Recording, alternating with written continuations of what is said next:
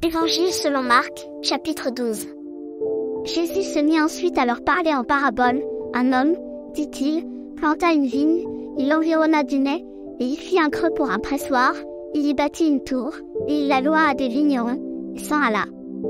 Et dans la saison il envoya un de ses serviteurs vers les vignerons, afin de recevoir d'eux du fruit de la vigne. Mais l'ayant pris, ils le battirent, et le renvoyèrent à vide.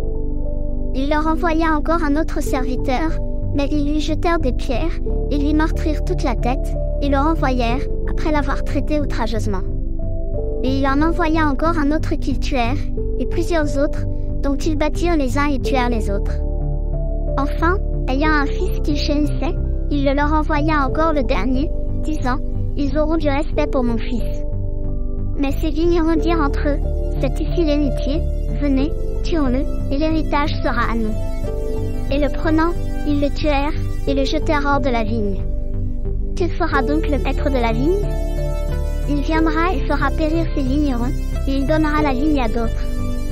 Et n'avez-vous point lu cette parole de l'Écriture, la pierre que ceux qui bâtissaient ont rejetée, est devenue la principale pierre de l'angle. Cela a été fait par le Seigneur, et c'est une chose merveilleuse devant nos yeux. Alors ils tâchèrent de le saisir, car ils connurent bien qu'il avait dit cette similitude contre eux, mais ils craignirent le peuple, c'est pourquoi le laissant, ils s'en allèrent. Ensuite ils lui envoyèrent quelques-uns des pharisiens et des hérodiens, pour le surprendre dans ses discours. Étant donc venus vers lui, ils lui dirent, « Maître, nous savons que tu es sincère, et que tu n'as égard à qui que ce soit, car tu ne regardes point à l'apparence des hommes, mais tu enseignes la voie de Dieu selon la vérité. Est-il permis de payer le tribut à César, ou non? Le payerons-nous, ou ne le payerons-nous pas? » Mais lui, connaissant leur hypocrisie, leur dit, « Pourquoi me tentez-vous?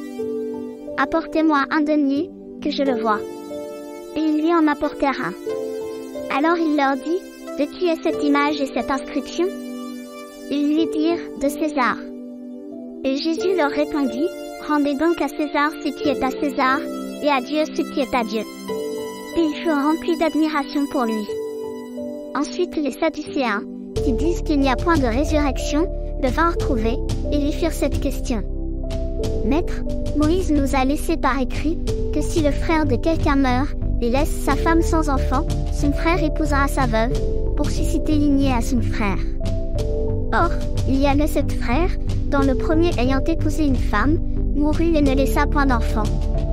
Le second l'épousa aussi, et mourut, et ne laissa point non plus d'enfant, et le troisième de même. Tous les sept l'ont épousé, sans avoir laissé d'enfant. La femme mourut aussi la dernière de tous. Duquel d'eux sera-t-elle donc femme quand ils ressusciteront? Car tous les sept l'ont eu pour femme.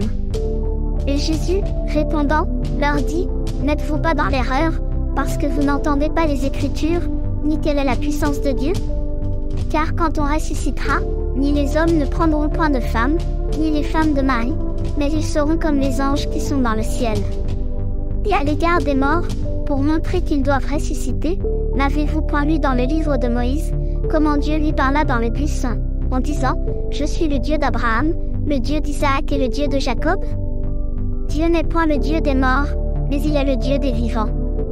Vous êtes donc dans une grande erreur. » Alors un des scribes qui les avait mis discuter ensemble, voyant qu'il leur avait bien répondu, s'approcha et lui demanda, « Quel est le premier de tous les commandements? » Jésus lui répondit, « Le premier de tous les commandements est celui-ci, écoute, Israël, le Seigneur notre Dieu est le seul Seigneur.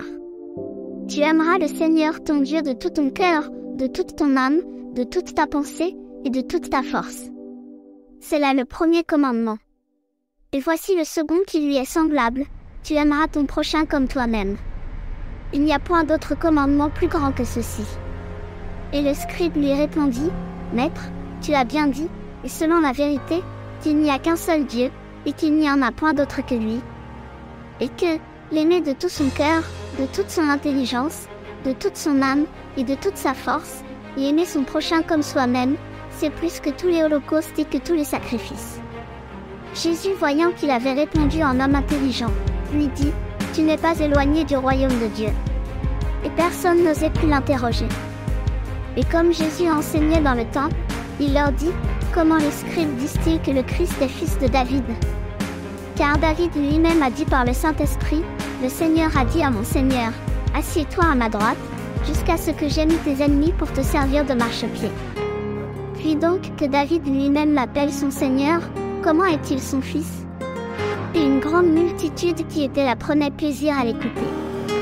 Il leur disait aussi, en les enseignant, gardez-vous des scribes qui aiment à se promener en robe longue, et à être salués dans les places publiques, et qui aiment les premiers sièges dans les synagogues, et les premières places dans les festins, qui dévorent les maisons des veuves, et cela en affectant de faire de longues prières, ils en recevront une plus grande condamnation.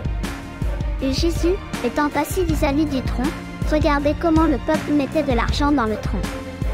Et plusieurs personnes riches y mettaient beaucoup, et une pauvre veuve vint, qui y mit 2 petites pièces, qui font un cabras. Alors, ayant appelé ses disciples, il leur dit, je vous dis en vérité, que cette pauvre veuve a plus mis au tronc que tous ceux qui y ont mis. Car tous les autres y ont mis de leur superflu, mais celle-ci y a mis de son indigence tout ce qu'elle avait, tout ce qui lui restait pour vivre.